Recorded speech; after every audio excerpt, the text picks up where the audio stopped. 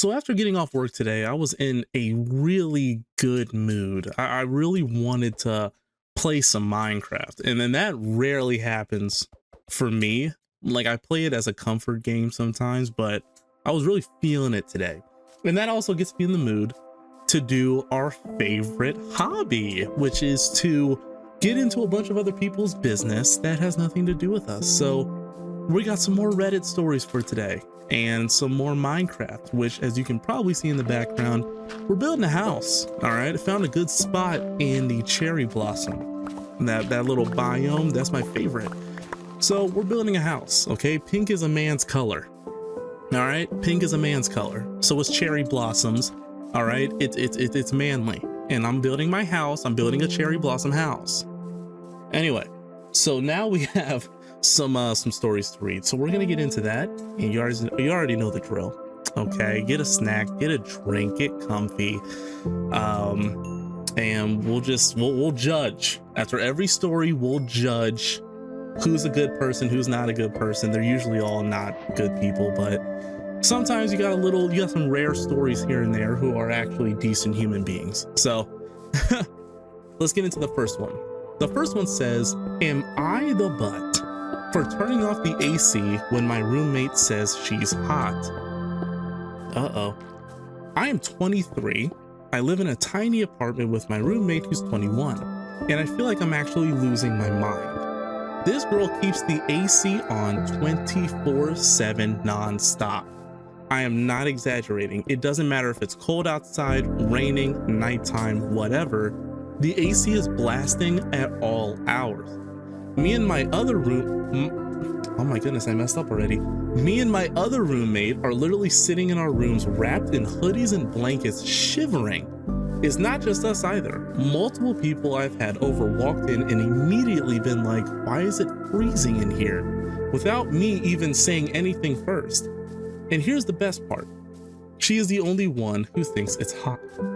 On top of that, she is just exhausting to live with. She's loud as F all day, constantly screaming on the phone like she's in a reality show audition. When she comes back with groceries, she slams everything down, yelling and making a whole scene like she's announcing her arrival to enter the building. Also, she basically has half the apartment to herself now because our last roommate literally moved out because she couldn't stand living with her anymore. That should have been my sign. Anyway, 2 days ago, we were literally fine. Like, we went out, got coffee together, normal conversation, no tension, nothing weird.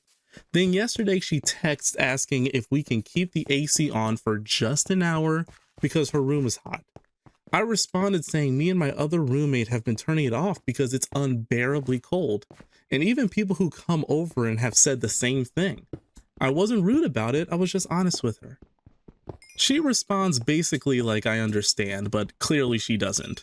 Because then I find out from my other roommate that she's been actively crap talking us, saying things like, isn't it crazy how people can be so inconsiderate?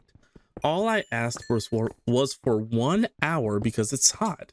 And also saying that she feels like she could hit people over it. Then today, I see her in the hallway and she straight up acts like I don't exist. Won't look at me, doesn't acknowledge me, nothing. Meanwhile, she's perfectly friendly with other people. And the AC is still on. So now I'm freezing, being ignored, and apparently being villainized because I don't want to live in a literal icebox. I genuinely don't understand how I became the bad guy here when she's the only one out of multiple people who thinks the temperature is normal. So am I the butt for turning off the AC in my own apartment when it's making everyone else miserable? And she also posted an update.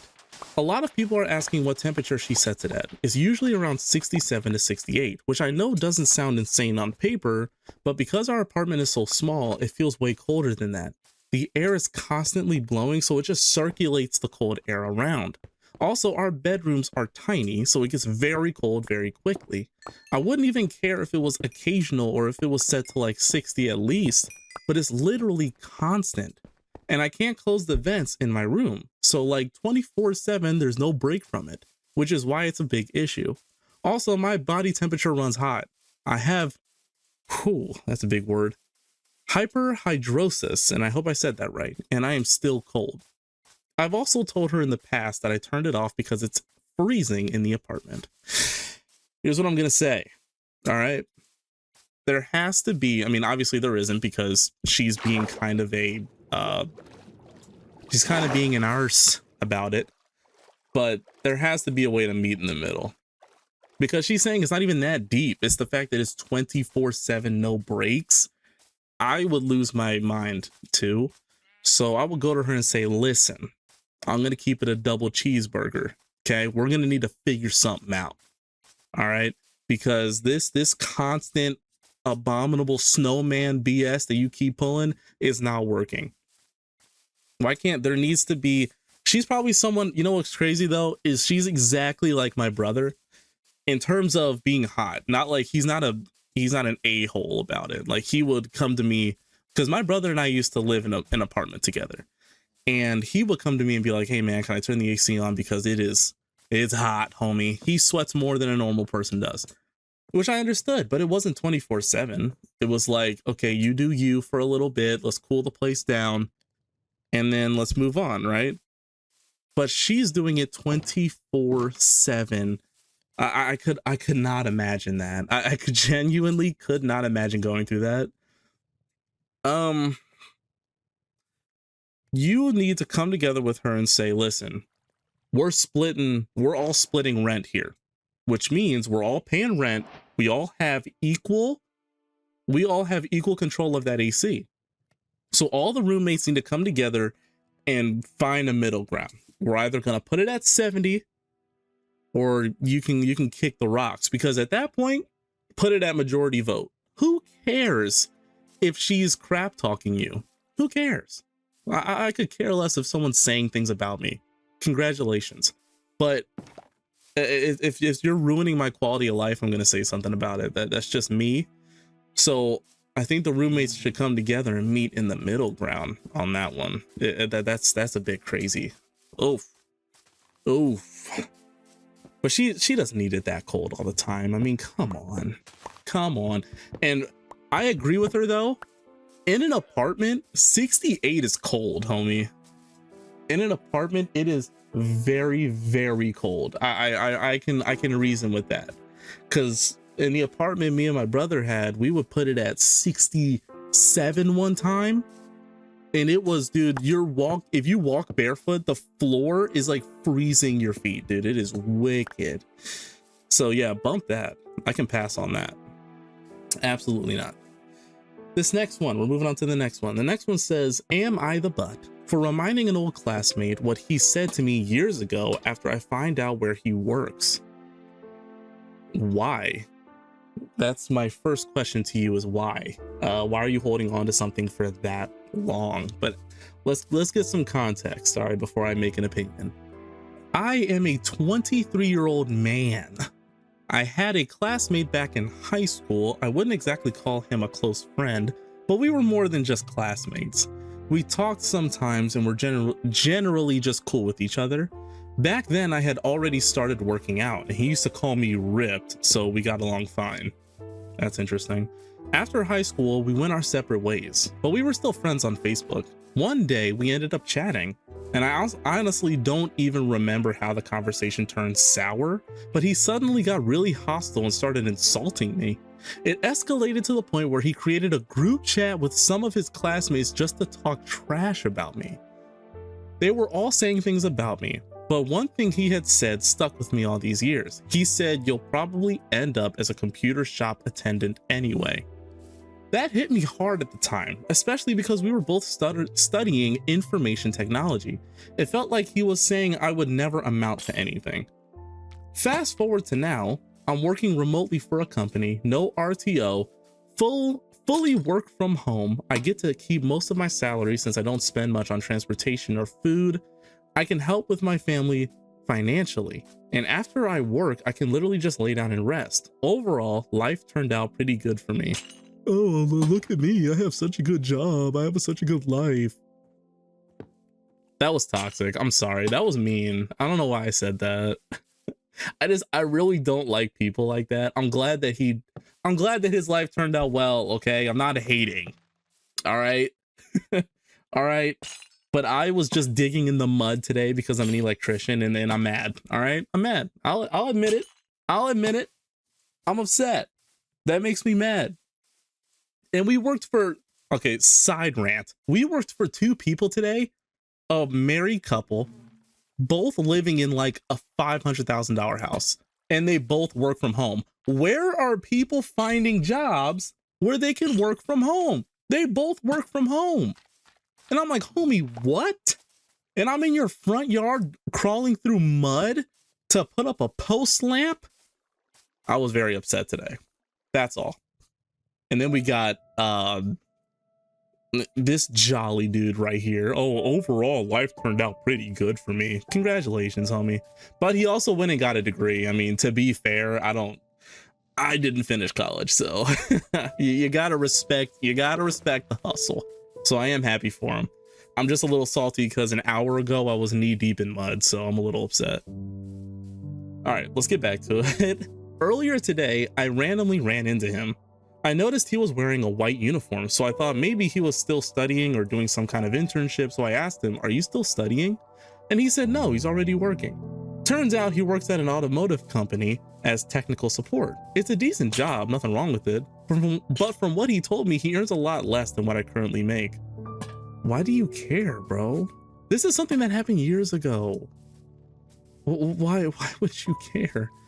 I'll admit something here. The moment he told me that, the memory of what he said years ago immediately came back to my mind.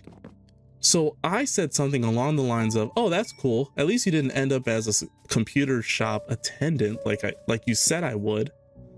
He kind of went quiet after that, and the conversation became awkward. Later, I started wondering if maybe I shouldn't have said that and just let this past stay the past. Part of me feels justified because what he did back then really hurt me and stuck with me for years. But another part of me thinks I might have been petty for bringing it up. So am I the butt for reminding him of what he said to me? Yeah. Yes, you are. Hate to be that guy. I don't want to be that guy, but yes, you are.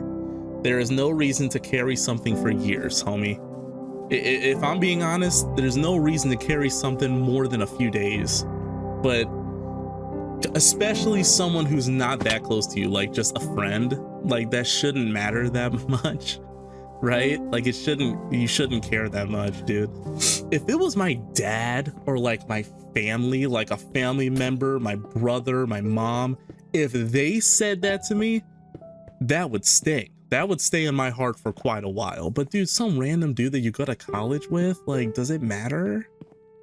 To bring it up years ago, and the fact that I can only imagine, here's the problem.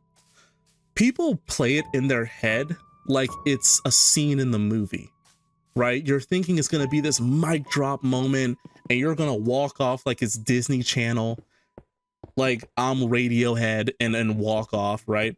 That's not how life works. You're just a weirdo. Life is not a Disney movie. You can't just hit the taxi driver with, "Home, I'm going home." That's not how life works. You're just weird. So saying something like that, "Oh, that's cool. At least you didn't end up as a computer shop attendant like you said I would." Buddy, that's not a mic drop. He doesn't care. That was years ago. You held on to something for years. He forgot about it after like maybe a couple weeks. You know what I mean? So it didn't get awkward. He didn't go quiet. He went quiet because he thought you were probably just a psychopath. He didn't go quiet because, oh, like he's doing so much better than me. No, I doubt he cares that much, bro. You're just holding on to things. All right. I don't want to get too into it, but here's the thing about forgiveness. All right. Let Uncle Dan talk to you about something. Here's the thing about forgiveness. Okay. The problem with forgiveness is you forgive somebody for yourself. You don't forgive someone for something for them. You forgive people for yourself. So you're not holding on to things for years. Coming from me, right? A little look into your host today, a little look into me. I struggled with that. I was someone who would hold grudges for so long. And then when I finally hash it out, like I held a grudge against one of my friends for a long time. And the realest kick to the gut, like the realest wake up call, is when I went to him and said, look, let's just hash it out. Like, this is how I've been feeling about something you said. His response was, I don't even remember saying that. Isn't that insane? Because we hold on to things and we just keep feeding it and feeding it and feeding it. Like this is this huge event in our lives that we need to hold on to. You know, we're spinning around on a rock in the middle of nowhere, in infinite nothingness. We're on a speck of dust called Earth, right? And we're a bunch of dust mites on top of it and microorganisms. So like that stuff doesn't matter. Go live your life, homie. You went and got an entire career out of spite. You went and did all this stuff to say, look how much I do. Look how much I make. Life turned out pretty good for me. And that's all you get out of it? Like, why not just be happy for yourself, homie? Instead of trying to prove to people things who don't even care about you. Homie was not thinking about you anymore, bro. It just move on, dog. That's what happened to me. I finally got the balls to tell homie how I was feeling, and homie hit me with, dog, I don't even remember that because it was so long ago. I held on to it for years. He moved on as soon as it happened. So if you're not going to tell somebody how you're feeling the moment it happens, get over it. That's what I've learned. Tell somebody immediately, or at least a day after. Just hit them with, hey, what you said a couple days ago, blah, blah, blah, that affected me. You know what I'm saying? That hurt a little bit. And I'm trying to get through it. That's okay. But you can't hit somebody with something years ago, homie. Like, come on now, bruh. Come on now, bro. Move on. Because that, like, I'm going to stop talking, but just think about how many days, how many months. He said it just came up out of nowhere. Not true, bro. You know that stung. And this thing is occupying space in your heart and in your head for this long. And homie is sleeping peaceful at night. That person that hurt you years ago, they're sleeping like a baby at night. They're not thinking about what they did to you. I got cheated on, homie. Like, let me be real with y'all for a second. I got cheated on. That broke me in ways I genuinely did not know was even possible. And my ex, she flew out to LA. She's living in LA right now with her unbelievably wealthy aunt. But like, I can sit here and be mad about it. For 3 months, I didn't say a word. I was in real depression. I wasn't eating. I wasn't eating right. I was starving myself. I didn't get appetite. I was hurt all the time. I was crying all the time. I was facing real depression. Like, first heartbreak hurts, okay? And that's where I was. First ever heartbreak was someone you thought you were going to marry. That's where I was. But that's another lesson that I needed to learn like this, where it's like, she's sleeping like a baby right now. I'm going through all this because she cheated on me, but she's sleeping like a baby. She doesn't care. She moved on from that. She's across the country, bro. My name hasn't come out her mouth in years, and I'm still holding on to it. What is that doing for me? What is that doing for me?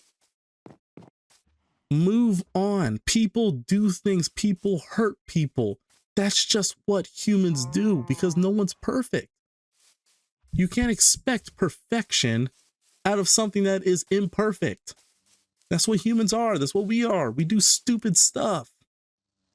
Move on and heal for you, homie. Let it go. All right, I'm done talking. I promise. I'm done. We can move on to the next. Story. That was a side rant, because it just bothers me, because that's something I've personally gone through, and like I feel it, I level with it. But when you go and do stuff like that, yeah, you're the butthole, homie. You're the weirdo. You took something where he was the weirdo and you turned yourself into the bad guy because that's because of how you handled it. Last piece of advice that I'm going to say before moving on to the next story, okay? Nobody ever is going to remember who's right and who's wrong. If my brother and I have a huge argument right now, lash out, hell, fight each other, 10 years from now, nobody's gonna know or care who was right and who was wrong. They're gonna care about how we handled it. Okay? That's just life, homie. No one's gonna care about who's right and who's wrong. They're gonna care that you were the bigger man and how you handled it. So now, instead of letting him sit with that and what he did, you could have let him sit with it and be like, damn, he's doing much better now. Instead of letting that sink in, you instead made yourself the bad guy and justified him. So now he's going home saying, yeah, I was right. He is a horrible person. You just justified it. All right, next one. Next one. All right. This one says, okay, hold on a minute. This one says, would I be the butt for attending a movie premiere instead of my friend's wedding? Before we even read this story, what do you think, big dog? Like, what do you expect? I am a 24-year-old woman, and I've known my friend who's a 25-year-old man since we were 6 years old. We went to the same elementary, middle, and high schools.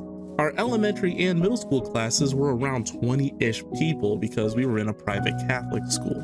Okay. So pretty much, the whole class was close. Our graduating class all went to different high schools, but I ended up going to the same high school as this friend. However, we were in very different friend groups. He was popular, I was not, so we didn't really keep in touch other than saying hi in the halls and stuff. For some background, I'm close friends with some of the girls in our elementary and middle school class. This friend is one of the 2 boys in our grade that we kept in touch with. I see him once or twice a year in group settings. When this friend told us he was getting married, my friends immediately asked if we were invited. To me, our invites felt like well, I have to invite them because they asked, as he told us there were close to 300 people already on the guest list. So my concern isn't really for him being upset I'm missing the wedding, but more so my friends being upset with me. For more context, he's the first of our group to get married. My favorite actors, Josh Jackson and Katie Holmes. Is it weird that I have no idea who those people are? I have no idea who they are. They are starring in a rom-com together. Dawson's Creek fans know how huge this is. I have no idea who they are, but they sound cool. The 2 will be at a screening of this movie on the same date of the wedding. It's a dream to go see this screening and see their movie with them in the audience. Okay, for more context, I met the whole cast of DC in September, but it was more of a quick 15-second group photo where I had 0 time to process anyone around me. That being said, this wouldn't be my first time seeing them in person or technically even meeting them. I feel guilty for possibly missing his wedding to go see a movie with the actors present, but I know I'd regret it if I didn't go. I already RSVP'd to the wedding, but I have a few days before the deadline to change it.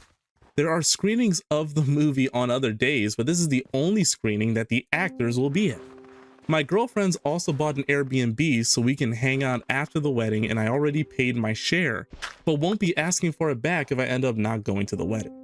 My boyfriend, who's 24, doesn't think it's a big deal if I miss it, but my sister, who's also 24, does since my boyfriend doesn't think it's a big deal if I miss it, but my sister does since my friend's the first of us to get married. Plus, I know my mom would be pretty mad at me if I didn't go, but she doesn't understand the love I have for Josh and Katie, LOL. I said LOL out loud, Lord have mercy.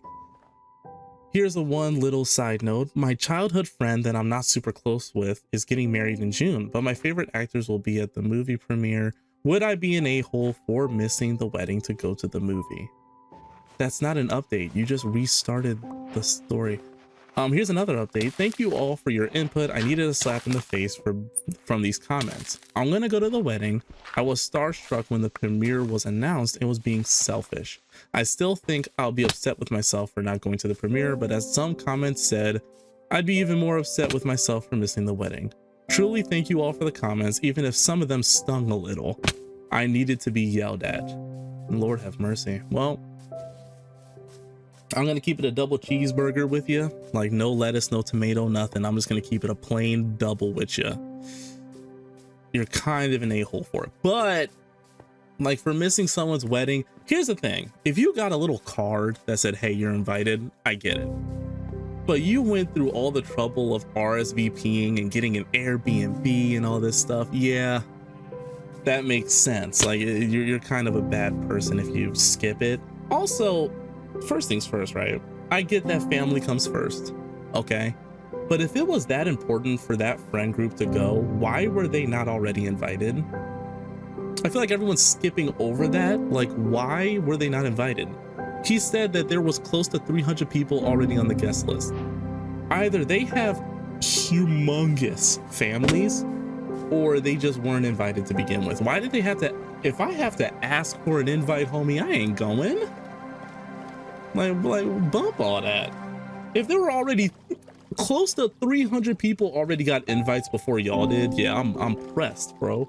I'm pressed. I'm upset. Why was I not on that list, homie? Bump all that. Bump all that.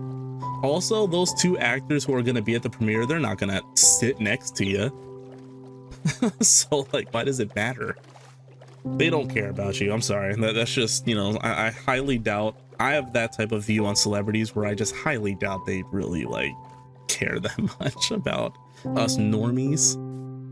We're gonna move on to the next one. This next one says, am I the butt for skipping my friend's daughter's first birthday and charging her for the gift after she forgot to tell me the time changed?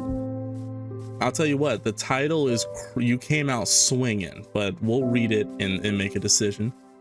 I'm feeling pretty heated right now, and I need some perspective. Okay. My friend's daughter is turning 1 today. A few weeks ago, my friend asked if I could make some truffles for the party. I agreed, and she mentioned she would reimburse me for the ingredients. However, because these truffles are expensive to make and incredibly labor intensive, I decided I would just gift them as a birthday present instead of asking for the money. Okay. I spent all day in the kitchen making these. I had to wake up super early in the morning to finish the final touches and get it ready for the 9 a.m. start time listed on the invitation. I showed up at 9 a.m. sharp, truffles in hand, and the place was empty. I double-checked the invite and it definitely said 9 a.m.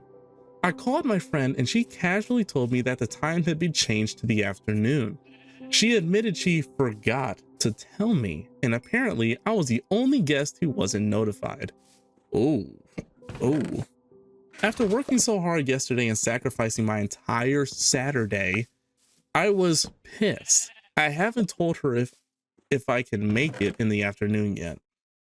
Would I be the A if I charged her for the full amount of the ingredients and my time, since I might no longer be attending and these were meant to be the gift? Or should I refuse to go to the afternoon session because I've already wasted my morning and now I have other plans, which is mostly just being too annoyed to celebrate? That's fair. I did not tell her I would gift her the truffles. I had just decided that myself. A lot of people are asking for more context, so here it goes. All right, here we go. Game time. We moved to a new city last year, so I've been trying hard to make new friends, and I've been hanging out with this friend and some of her other friends, but I'm not in their little group yet. I'm a very helpful person in general and have a lot of party planning experience, so I actually helped her decide many of the aspects of the party, like how much food, what types of food, how many drinks, etc. We are exchanging info back and forth about this party constantly, and I even lent her a bunch of my own decor to use for the table. Oh, for the cake table. Also, she specifically chose 9 a.m. because that's when her daughter is most alert and the happiest. So this was supposed to be brunch. This was supposed to be a brunch type of party. Given how much we talked about the details and the fact that she has my decor, I really don't feel like this was an easy thing to forget. And she posted an update saying, wow, I did not expect this to blow up. First of all, I don't think it's fair for some people to say I'm self-obsessed or that it's clear why I'm not included in the group. Dang. See, when you ask the internet things, whoo, it's to the extreme. And people on the internet do not have a filter. They're just gonna let it fly.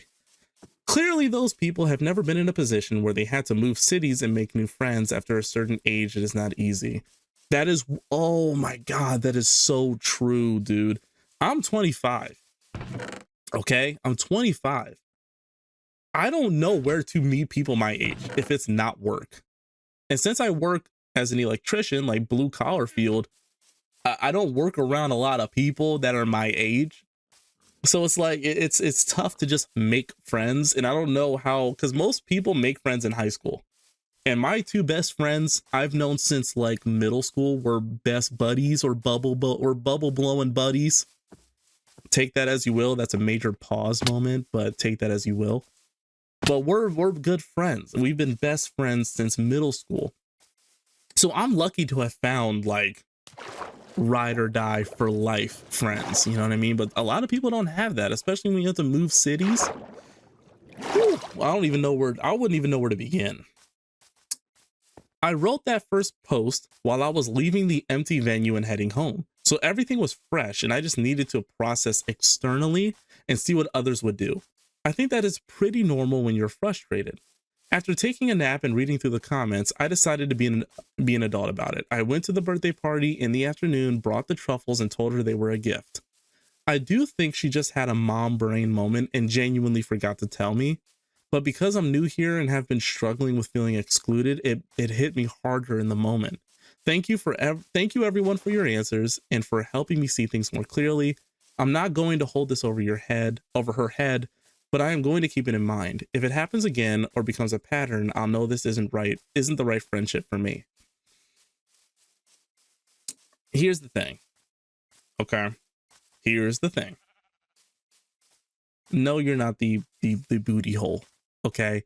However, I don't really agree that she just had a mom brain moment because she reminded the other 3 people who were involved. You were the only guest not notified. So like, that's not a mom brain moment. That's intentional. Sorry to be that guy, but that's intentional. You told everyone but me. A mom brain moment would have a little more people involved. Like, oh my God, I forgot to tell this person. I forgot to tell that person. Oh my goodness. That's a mom brain moment. Not let me tell literally everybody besides one person. That's not a mom brain. That's not a mom brain moment. That's just messed up. But hey, I hope it all worked out. So now we're moving on to the last story of the day. It says, am I the butt for snapping at my girlfriend after she kept making jokes about something I'm insecure about? I'm going to be that guy again. You should break up with this person. That's just me. Someone who truly loves you and cares for you will not ever make fun of something you're insecure about. Literally never. And I know that because my ex used to make fun of a good few things that I was like insecure about. And that has followed me for years. Like healing from that is also gaining back self-confidence because of what a significant other can do to you, especially when you're in love and it's your significant other. Insults hit harder, jokes hit harder. You want to know, listen, you want to know about real pain. All right. You want to know about real pain? I was severely overweight and out of shape. Not severely, but I was a big boy. All right. I could play left tackle. I wasn't a center. I wasn't on the offensive line, but your boy could have played linebacker. Like that's where I was. And I was a big boy. Imagine being a big boy and I had to take my girl at the time to Creed 3. Ooh! Y'all don't know about pain, bro. You don't know about pain. I'm sitting there and my ex is drooling at the screen because Michael B. Jordan's on it. Oh my God. I didn't say anything for the rest of the night. I didn't say a single thing because I would look over at her. She couldn't even close her mouth. Her mouth was wide open, just staring at the screen. And I'm like, oh my God, she can't even focus right now. And I'm just sitting there the whole time. And she used to make jokes about that. It's probably the reason I've lost most of the weight that I've lost right now is because of that one experience. Because you want to talk about real pain, homie, put Michael B. Jordan on the screen. You will see a different side of your girlfriend. I'll tell you that right now. Anyway, let me stop trauma dumping. So this one says, since I went on a tangent, I'll reread the title. It says, am I the a-hole for snapping at my girlfriend after she kept making jokes about something I'm insecure about? So I'm a 23-year-old man. I've been trying to lose weight over the past couple months. See, there it is. How did I know it was going to be about weight? There it is. I've been trying to lose weight over the past couple months. I gained a lot of weight over a few years of being careless with my food, and that honestly messed with my confidence a lot. I finally decided to start going to the gym nearby pretty regularly, and I'm trying to change my diet gradually. It's not like it's a huge transformation yet or anything, but it's something I'm genuinely putting effort into. The problem is my girlfriend, who's 22, keeps making jokes about it, especially when we're around other people. Ooh! Let's pause for a second. It's already hurtful what you're doing, but you got to do it in front of people. Like, partners got to lift each other up in public, bro. I don't care if we just argued in the car. I'm going to walk out and still show you off. I'm going to walk out and still talk you up. You see what I'm saying? I'm still going to come out and treat you well because that's what you do for your partner, bro. Especially around other people because other people are watching, bro. That's crazy, dude. In front of people is crazy. At first, it was small comments, but lately it became pretty constant.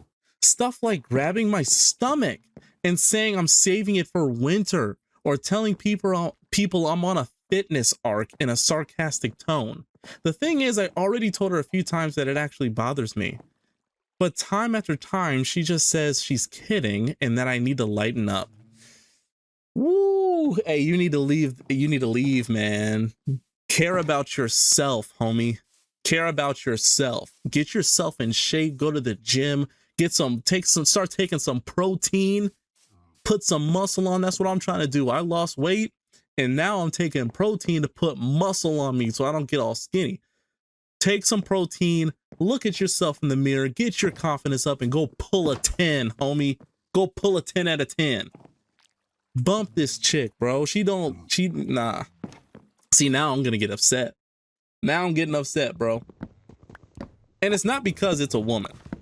Okay, it's not because of that. Let me be more clear. You're supposed to support your partner.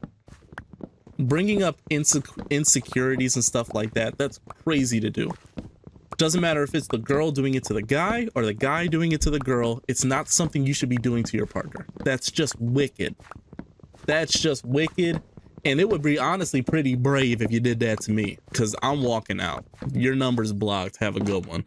That's just the end of it, because I've been through it before. He needs to walk away. He needs to. So later that night, wait, I'm skipping a paragraph. Last night we were going out with a group of friends getting food, and it happened again. Someone asked if we wanted to split appetizers, and she goes, maybe not. He's supposed to be on a diet. Everyone laughs, and I kind of just sat there feeling like an idiot. Later that night, she made another comment about how my gym era was only going to last 2 weeks. At that point, I was honestly just fed up, and I said something along the lines of, it's kind of funny you keep going after my weight when you made me promise to never tell anyone about your panic attacks. Oh. In retrospect, I can see how this is a fight fire with fire situation, but I honestly, in the moment, just wanted to at least give her an idea of how what she does makes me feel. Given that my talks in multiple private sessions seems to go in one ear, not the other. Things got really quiet after that, and she was clearly embarrassed. On the way home, she told me I humiliated her in front of everyone and that I made her look like a bad person. Oh, he said that in public. Oh, I thought he said that like in the car or something tough. How does it feel though? He shouldn't have said it. Let's be honest. He shouldn't have said that because, like I said, as a couple, y'all should be a team. But dishing out low blows and cheap shots in front of people is crazy. He could have waited till he got into the car to say, hey, cool off. Even though it goes through one ear and out the other, like he said, break up with her then. That's what I would do. Break up with her then. Call it a day. You deserve better, bro. Here's the thing, all right? I'm gonna end this video off by saying one thing, okay? No, you're not the booty hole. Let's determine that. But I'm going to end this video off by saying one thing. Do not let anyone in this planet dictate how you feel towards yourself. Work on yourself, heal up from what people have done. And not only that, develop self-love. It's a lot easier said than done. I'm not even there yet. I'm still working to build my confidence back and get to where I need to be in life. So that takes time. But once you get self-love, you'll stop tolerating things from people. Once you get that kind of self-love, you're not gonna tolerate somebody talking to you like they done lost their damn mind. You're not gonna tolerate it. You're gonna walk away because you know how much you're worth, and you're not gonna let somebody put you down. And it's easier said than done. I'm talking a big game right now, but I was letting a girl say whatever she wanted to me a couple years ago, putting me down, insulting me, belittling me. What's the word I was trying to think of? Anyway, just doing everything emasculate. Is that the word? I think so. She was doing whatever she wanted, treated me however she wanted. And I didn't say anything about it. Not a single thing. I just took it to the chin and took it to the chin and took it to the chin. And now I'm dealing with the repercussions of it years later. That was 2.5 years ago. And I still haven't dated. I still haven't gone on dates. I still haven't done anything while she is living a good life. So it ties into back what I was saying before, where it's you're letting things bother you while they're living a good life and moving on from it. You're the only one opening up these scars and instead of treating these scars. Instead of treating these wounds, you're just opening it up and feeding into it. Let it go. Let people go. If people want to walk out your life and treat you how they want to treat you, let them go. Right? I love watching, there's a clip from Medea, okay? And she was doing a play. And I know it's like, before I say this, right? Like, I don't think Tyler Perry's a good person by any means. But what he said kind of stuck, where it's like, you have to think of life as a tree, okay? Some people are roots. For me, it's my parents, it's my brother, my siblings. No matter what happens in my life, they're always going to be there and I'm always going to have their support, no matter what. Some people are branches. They're with you for a long time. No matter what, they're with you. But as soon as a big storm comes, a few branches can't handle the pressure and they walk out your life. They fall off the tree, right?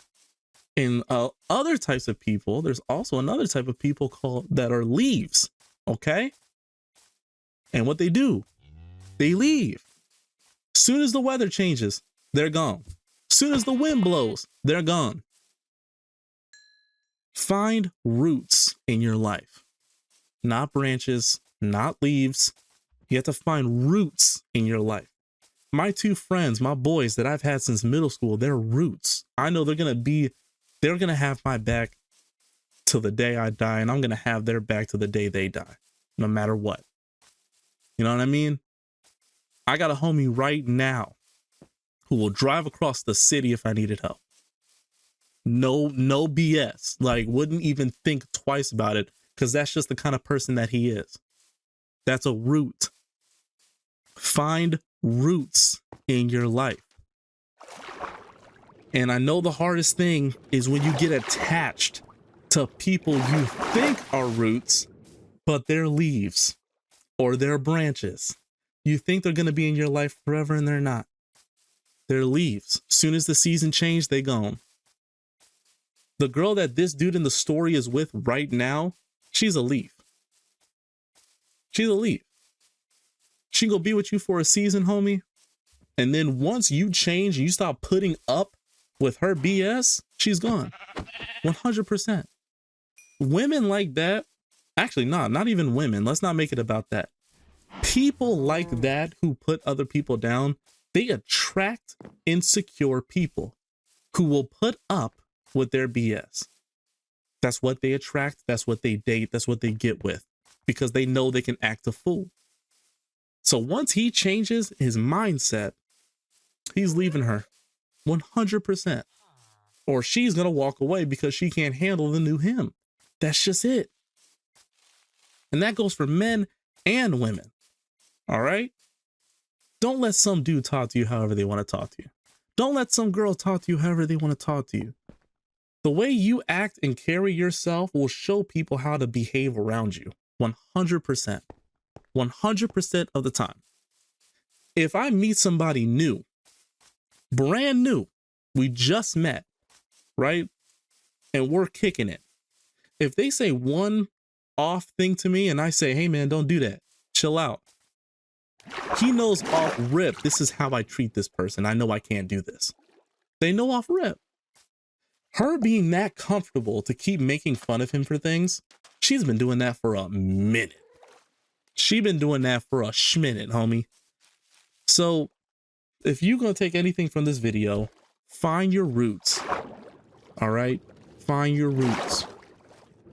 Because branches and branches and leaves, they're only there for a season, bro. And the branches are the worst ones. The branches are like my ex, who will be with you for years and you think she a root. Branches are the worst ones because they hit you incognito. You think they're a root, but man, they're gone when their time is, when it's their time, they're gone. You know what's left after the tree dies? It's roots. 100%. So if you take anything from this video, find your roots. Case closed. Because homie, if you ever see this video, let me tell you, a woman who really, really loves you and cares about you will only push you forward. Period. And I know that because my mom does. It doesn't matter what's going on in my life. It doesn't matter if my gym era was only 2 weeks long every few months.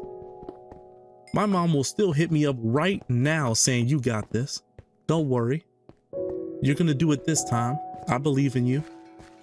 She'll still hit me with that. Even if I have nothing to believe in myself, she'll hit me with that. That's what a relationship is supposed to be. You know what I'm saying? When it comes to women, I always look at my mom first as an example. Always. Because through the worst things in life that my father has gone through, my mom was right there. No switch up, no change up, ride or die. They was about to be homeless, don't care. My mom was right there. She said, I'm gonna be homeless with you. Could care less. We doing this. That's just my mom was gangster like that. She could care less, bro. Find someone who loves you for who you are, man. She will respect you, and respect is a huge one. She'll respect you and take care of you, because a woman who really, really loves you, homie, she looks at your potential. She sees what you could be before you do, and she will push you to that. All right, I'm done talking. I'm done talking, okay? I'm done talking. Let me close out all these tabs.